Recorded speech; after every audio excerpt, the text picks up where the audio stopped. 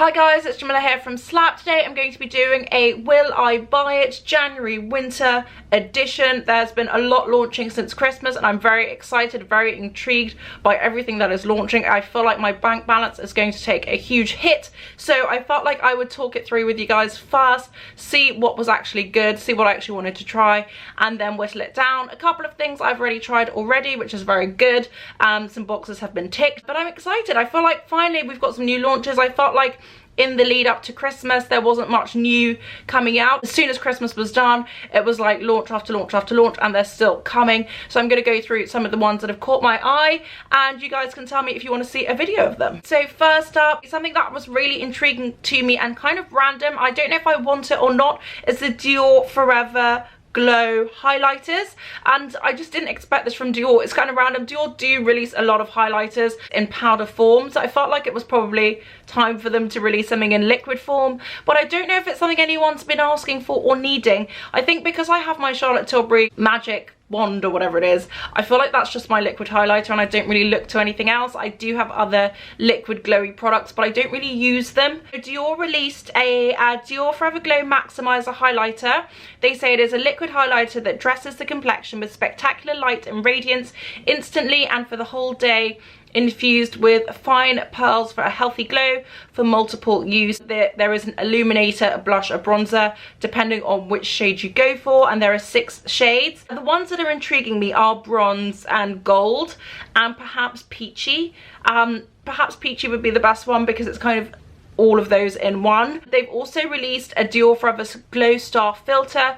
They say it is an illuminating fluid that enhances the complexion and visibly smooths the skin. Both a complexion makeup product and a treatment with a fresh and light texture that offers 24 hours of hydration, reveals the natural radiance of bare skin. Apply before or mix with your foundation, or you can use it as a highlighter. I feel like this is what they're trying to release as a kind of Hollywood flawless filter, and I do like the idea of that. I feel like from Dior that would probably be better for me than a random coloured highlighter. They came up with a good skin tone range, and I feel like that could be a really nice just simple product, especially because I really like the Dior Forever Glow primer that they released last year, and I feel like this is going to be the same but actually more kind of suitable for my skin tone. Next up is the Natasha Denona Berry Pop Cheek Trio. This actually looks weirdly good. Like when I saw it as just a package, I thought, okay, I don't really need that at all, but on the model itself it looks really nice. I think on the deeper skin tone models and on the fairer skin tone models it just looked good on everyone, which made me slightly intrigued to try it. She also came out with a lipstick and lip pencil, which the swatches of that do look really nice. Next up is the Gucci lip gloss. I've already tried that in the shade Suzanne Brown. As you guys know, I did like the actual look of it, but the feel of it is a bit weird, slightly over tingly. It like tingles too much to the point where I sometimes feel like I'm getting an irritation, which is never really the best thing from a product. You don't want to feel like it's giving you like an allergic reaction, which I feel like this does. Even though the shade Suzanne Brown is phenomenal and I reach for it pretty much every day and I like it, it's just a very hit and miss product. Like sometimes my lips are fine, sometimes I feel like they're gonna fall off, and that is not a good vibe. I probably would say skip it. In my review I think I was a bit nicer about it than I should have been, and a few of you guys kind of commented like, I don't really like things that are overly tingly or feel like they're kind of irritating my lips, which I think is a fair thing to say, and I think in hindsight probably is correct. I just do really like the shade and I do really like the way it makes my lips look, but yes, it is not a good product in the sense that it does feel overly tingly. Next up is, oh, now this was intriguing and I haven't tried anything from the brand for a very long time, the Louboutin foundation. When I saw it I thought it was a Charlotte Tilbury foundation because the logo looks so Charlotte Tilbury. It was really weird. I was thinking, oh my gosh, she's releasing a new foundation in a glass bottle. It looks really luxurious. The shades look interesting. Like there's a big jump between 70W and 75N. The bottle does look really nice, but I'm like, do I go to Louboutin for foundation? Is that what I want from them? I do really like the look of it though, and I would be intrigued to test it, so let me know if you guys want a review of that. Now, one thing that very much intrigued me, even though I don't really buy that much Chanel, I was intrigued by this Chanel kind of après ski vibe winter glow collection. The blushes themselves look really nice, very bright, very vibrant. I felt like all of the blushes, or 2 of the blushes, looked really good. They would work for my skin tone, the kind of richer punchy-ish, berryish one, and also the coral as well. I felt like both of those look really nice. I love the snowflake imprint of those. I think it looks really, really pretty. Just looked really nice. It was just very covetable. The lipsticks were fine. Like I've tried so many of those Chanel lipsticks, those like balmy lipsticks that I just like, they don't really do it for me. They're never in a shade that's actually flattering for me, that I could just wear it as like a lip balm. It's just like kind of random. The thing that I was really intrigued by, apart from the blush, was the primer. I've been looking for a new primer to replace my Dior Forever Glow, which I do really, really like. This came in a light copper, an icy beige, and a frosty white. I actually did go to the department store. I went to John Lewis and tried the light copper and I think the frosty white or icy beige on my hand, and they did feel really nice. The light copper doesn't look anything like the swatches. It's a lot more gold and it felt more champagne-y than it looks on the swatch. The swatch made me think it was going to be a bit taupey, a bit too cool for my skin tone, but actually in reality it doesn't look like that at all. The nail varnishes are fine, but I really never paint my nails, so like what am I going to do? The eyeshadow palette looks really cool on the people that have tried it, but realistically I'm not going outside with lilac eyes. It's just not going to happen. They also released, which isn't in this photo, but they also released a pressed powder, which I was intrigued by because the shades look very good and quite inclusive. Another thing that was kind of random was the Lancôme. I feel like Lancôme are a little bit lost. Their Lancôme Idol mascara is obviously very popular, but they've now released a Lancôme Idol eye blusher, and I don't know what that is. Like, what is an eye blusher? They say it's a multi-use product. You can use it on the eyes and cheeks. Long wear formula with matte shimmery finishes, includes 7 shades. I feel like they're just trying too hard to be in a trendy space with that product. I think it's obviously just a blush that you can wear all over, just like any kind of creamy blush. Next up, a brand I never really talk about because they're just not that exciting to me, but are an OG in the makeup space, is Bobbi Brown. Bobbi Brown are releasing a bronze powder. They say it's a lightweight bronze powder which enhances and sculpts the face in shades that flatter all complexions with natural looking warmth. And I have to say the shades do look really nice, especially on the deeper end of the spectrum. For me, I'm looking at all of them from like 5 down, and I think all of them could work really nicely. That's kind of why I saved it. It just looks kind of intriguing, and I feel like Bobbi Brown's products are always good, even though they're not like that exciting. I feel like they're always good, so I think this would be good, but I don't know if I'm like willing to try it or wanting to try it, but I do like the look of some of those shades. Next up is Nars, and it is the Sweet Sensations collection. This launched actually in December. Well, news of this launched in December. I think it came out on Christmas Eve. It came out with an eyeshadow palette, which I've seen people have reviewed already, the liquid blush, Afterglow liquid blush, which is $32 US, and Afterglow Central Shine lipstick. I did try the lipsticks before in Sephora when I was in DC, and I've swatched those on a short. I don't know if these are the same shades, but I do like that lipstick. It's quite nice and hydrating. I think the liquid blush is the thing I'm most intrigued about, just because I love a liquid blush and I like trying new blushes. I feel like the Nars eyeshadows are always nice, but I don't know if I ever reach for them enough to actually like warrant me getting that giant palette, although I am intrigued by all of those colours apart from the lilac. Next up is another Lancôme product. It is the Lancôme lipstick. They've released 7 new blushing nudes shades. It's a soft matte lipstick. They are all neutral warm tones, and the shades look interesting. I feel like there's a lot more browns coming back. Dark brown seems to be back, but I do like a brown that's slightly more wearable and not so like gothic. Shades look interesting, but I feel like they're a bit, the browns are a bit rich and the other ones are a bit boring. The shade Unspoken Feelings actually looks quite nice and on all of the skin tones that are wearing it. The Got Me Blushing seems nice if you like a nice berry. It does seem like a really nice punchy berry shade, and it looks flattering on everyone. The Surprise also looks nice, really deep brown. But I feel like when I wear a deep brown like that, it just kind of sucks all of the colour out of my face. So you've got to really, I feel like I have to balance my makeup a lot more. The packaging does look nice, but it does look a bit like Hermes at the top. It looks nice. I just feel like I don't wear that much Lancôme. I don't know, I feel like Lancôme for me are now fragrance and mascaras only. That's all I'd ever buy from them. Next up, oh, this is very intriguing, is the Brow Freeze from Anastasia Beverly Hills. I actually tried this when it was like a pomade, and I really liked it. I used it all the time, but I kind of got annoyed by all like the spoolies getting all like gunky and skanky and just kind of gross. But I did really like what it did to my eyebrows. It kind of just made them very like up and frozen and really nice. So I like the idea that they've released now a liquid version of that. I'm intrigued by this. I don't don't know if I'll buy it. I don't know if it's going to get gunky and kind of skanky again, but I do like it. It's got a flat side which kind of can push the brows down, and then a long side which you can kind of brush up with, so I do like the idea of that. Before and afters are really good. Some of them look a bit full on, and I'm trying not to look too crazy with my eyebrows. Like even now sometimes I'll do something and they look a bit intense. I'm trying not to have crazy eyebrows, and it's hard to find good brow products. I found one recently which I'm really enjoying from Blink. It is hard to find a good brow product, so I think Anastasia Beverly Hills is always a good place to look. Next up is, now this one I was really intrigued to try, but I couldn't really find it anywhere, and then I didn't really see anyone caring that it was out, but I'm still intrigued by it. It is the Laura Mercier concealer. I do like Laura Mercier concealers. I feel like there's never enough products in the concealer. Like, I really like that duo cream stick concealer that they did, but I felt like every 2 weeks it was finished, and it was just like, it's not that cheap. So I feel like this might be the same. It looks a bit small. I do feel like it's going to be nice. It says it's a weightless serum infused texture, 16-hour wear, crease proof, natural skin like finish, all day hydration. The shade range looks interesting as well. It looks a bit weird. Some of the shades look a bit odd.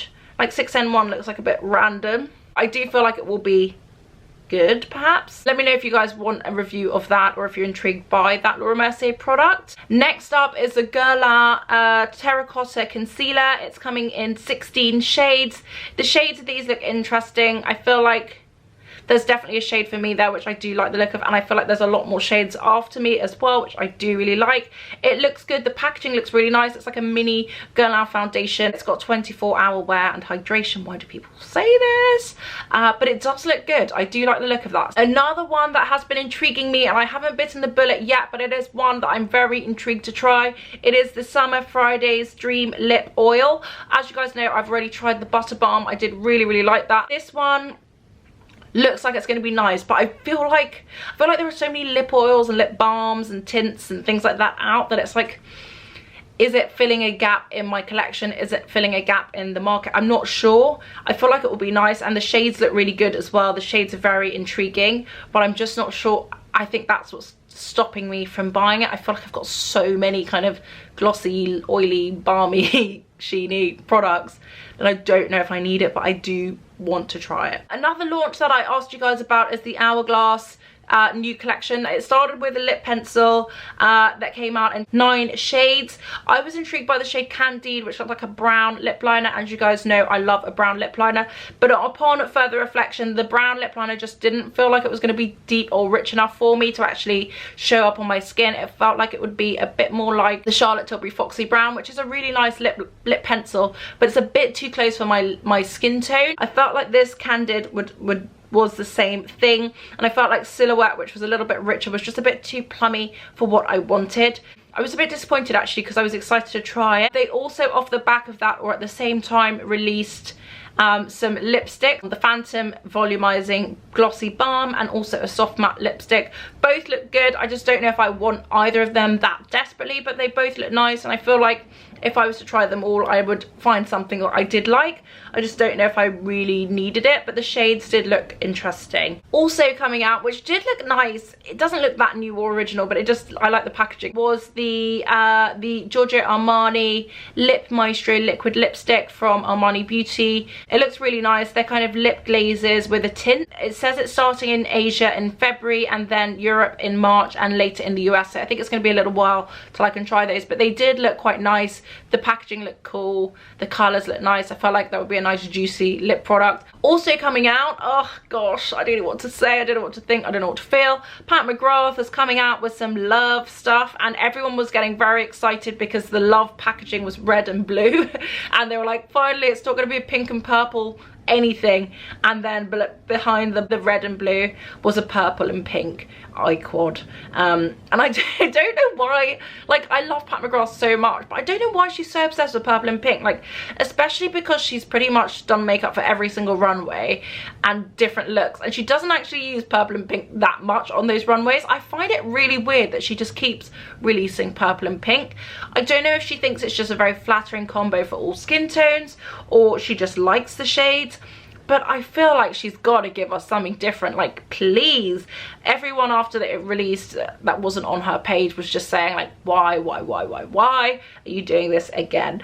And I do have to say, I agree, I do love Pat McGrath, but it just felt so bizarre that she'd kind of hide pink and purple eyeshadow quad behind this really cool packaging of blue and red love Valentine stuff. It just could have been interesting. Like, I don't actually want anything blue because I feel like she's done a lot of blue too, but I felt like anything would have been better than what was underneath. So it was very disappointing, just kind of weird. I don't even like purple eyeshadow, so I don't know why like she thinks everyone likes purple so much. And pink, there's only so much pink you want to wear. It just was weird because they're very foily as well, so it's like very metallic-y purple and pink shade. It just, I don't know, there are so many other colours in the rainbow. I just don't know why this is the only one. She also is releasing a highlighter, which did look nice, but I've got so many highlighters that I don't use, so I just didn't feel the need to buy it. The thing that I was intrigued about most were the lipsticks. There were 2 shades. They had a really cool imprint on them. They were called Honey Haze, which is a very kind of beigey nude, and Nude Nocturne, which is a bit more of a pinky nude. Nude Nocturne looks like a really nice shade. I want to try, I'd actually try both, but I'm more intrigued to try the richer one. It just looks like a really nice shade. It also looks quite glossy and hydrating for a Pat McGrath lipstick. She does do both, but this one looks quite nice. The finish is really nice, and how it looks on the model is very kind of like, yeah, I like that. So I do like the look of that. Also coming up is Ami Cole. I've never tried this brand. I really want to try it, but I don't think it's available in the UK. Ami Cole's foundation stick. I'm intrigued by this. I think the only thing I don't think I like about Ami Cole, and I think this speaks to Slapp and our kind of ethos from the beginning, is that we want to be inclusive but to both sides of the spectrum. And I think Ami Cole starts from like medium and to rich, and I think there's definitely a space for that. But for what I kind of preach, I feel like the same applies to both sides, so you should be inclusive for everyone on both sides. I get why she's done that, and I get why she wants to be focused on the rich, deeper skin tones, because there's so much more of a gap in the market. There's so much more space that needs filling, so I completely understand why she's done it. But when I'm trying to like champion brands, I try to champion brands that do everyone. Saying that, there are a lot of brands that I champion that only do like a little bit of everyone on both sides, but I don't know, in my head it feels better to do a little bit of everyone on both than to do loads on one. I don't know, let me know what you guys think. That's just my kind of thoughts on the matter. But I am intrigued by this tint, and it is always nice to see something formulated with me in mind. So I'm intrigued to try it, but I can't get my hands on it even if I wanted to. Also coming up is some random stuff from Hermes. Now, I do love Hermes. Hermes lipsticks, very good. Hermes do a lot of good stuff, I have to say. The blusher, one of my favorite blushers. The lipsticks look nice. They look very punchy, like definitely too punchy for me. I'm never going to wear that bright pink or that bright reddish pink. The nail varnishes look really nice and fun. I don't really paint my nails ever, so I won't be guessing any of these, but they do look fun. They look very spring, so I think it's a bit early to be dropping this. But yeah, it is spring summer 2024. Also coming out, something I'm intrigued by, is the Charlotte Tilbury. You guys know I love a bit of Charlotte Tilbury. I probably should just not give Charlotte Tilbury as much as love as I give her, but I just do like her products a lot. She's coming out with some Valentine's Day lipsticks. So she's got the kissing lipsticks are going to be the lighter end, so like the lighter shades, and then the matter lipsticks are going to be the redder, rosier, rougier side of things. They all look really good, I have to say. I'm intrigued by the shade Icon Baby, looks really good. The first one I'm intrigued by 90s pink, just because it's got 90s in the name and it looks kind of cool. I'm also intrigued by a lot of the reds. Obviously I'm not going to wear these reds, but if I was to try any, I would think I would try Cinematic Red, that really rich, punchy, dramatic cinematic red. So I do really like the look of all of it, to be honest. They're $35 US each. They all look good. They all look really good, and I think it's a good idea for her for a kind of Valentine's Day surprise to actually release some new shades, some different formulations. Everyone loves a lipstick. Everyone loves something that they can kind of buy for Valentine's Day or get bought for Valentine's Day, and you can't go wrong with a bit of Charlotte Tilbury. So I think if Pat McGrath had done this, just release more lipsticks, or I don't know, not release another eyeshadow palette like that. I think I'd like to see Pat McGrath do something like really interesting with eyeshadow. I don't know, like different types of finish. I think there's something she could be doing that's so interesting, because she does a lot of bare lids really, so it could be really cool if she could teach us how to do a bare lid in a really easy way, or create some like translucent lid shades that don't look like creasy or greasy. Something like that would be really cool. I just want her to like tap back into like what she does best, which is innovate, and not just like churn random things that no one's going to buy that's just damaging her brand. So anyway, that's a rant. But these Charlotte Tilbury ones do look really good. I'm intrigued by a few. I think I'll probably pick up one or two. Let me know if there are any shades you're intrigued by and any shades you want to see. One of the brands I really used a lot when I was starting out this channel was M Cosmetics. I just really like M Cosmetics. The liquid blush was one of my favorites.